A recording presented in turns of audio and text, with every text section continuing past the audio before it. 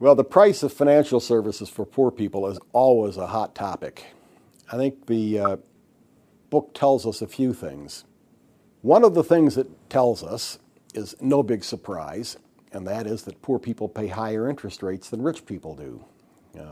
Some of us find this very bothersome. The question is, what drives that?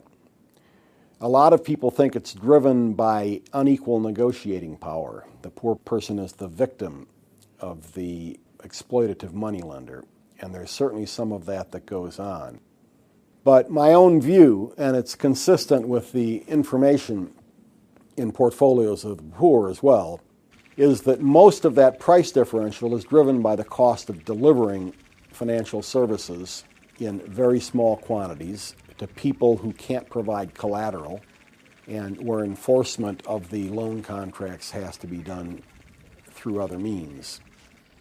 The cost that poor people pay for financial services is high. They pay high interest rates for loans. Many people don't realize that in considerable parts of the world, poor people will also pay in order to save.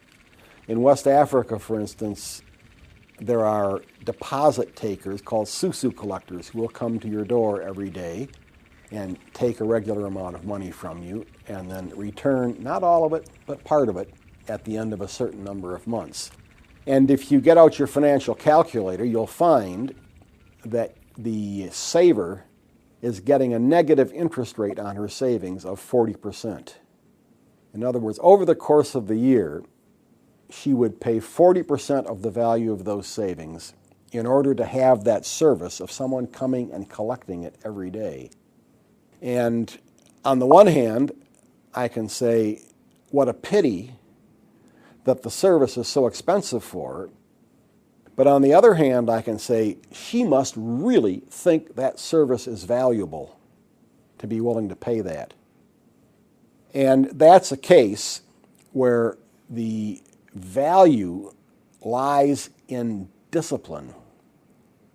The customer wants the savings collector to show up every day because she knows that way she's likely to put aside money that she would not put aside otherwise. When people discuss the price of microcredit and try to defend high microcredit interest rates, one of the comments that you often hear is, well, people may be having to pay 35% on their loan, but that's a lot lower than the 500% a year that the local moneylender is charging. And one of the things that we learned from the studies and the interpretation of the studies is that that kind of comparison really is not a useful comparison. When you look at the kinds of loans that are involved, the moneylender loan tends usually to be very short term. You're not paying interest for a whole year. And by way of analogy, supposing every time I got into a taxi cab, the driver was required by law to turn around and say, "Sir, if you use this cab for all 20,000 miles you travel every year, it would cost you $60,000. I would respond to that, saying, well, that's very interesting, but it's totally irrelevant to me. The $20 that I have to pay to get to the airport is very much worth the price to me right now, and annualizing it out is irrelevant because I'm not using it all year."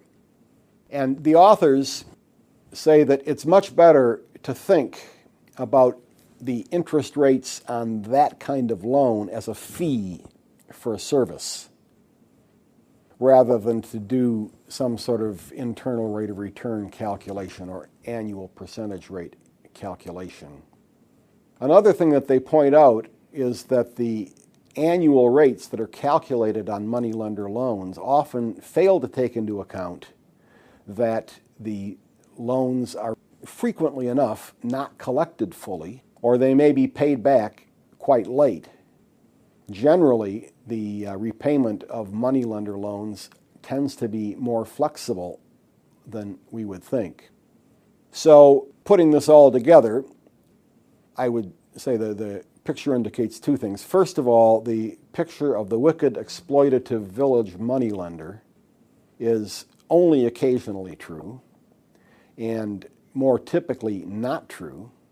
And secondly, that when we want to defend high microcredit interest rates, we're much better off talking about the unavoidable costs in delivering those loans rather than comparing them to moneylender loans, which are a completely different product altogether.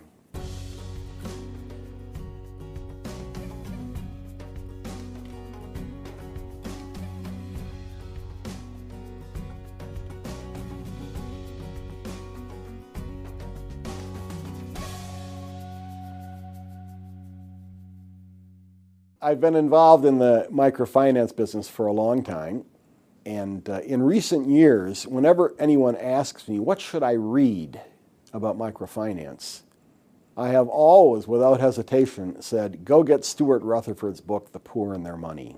That's the best picture around about how poor people really use financial services. Since Portfolios of the Poor has come out, I revised that advice. This is the book.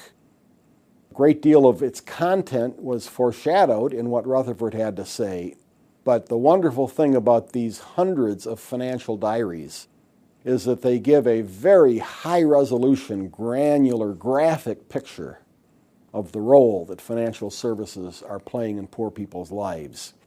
And it's quite striking to me that ever since this book was published, I find at least once a week I am talking about some topic related to microfinance and find myself going back to material in this book. I can't recommend it highly enough.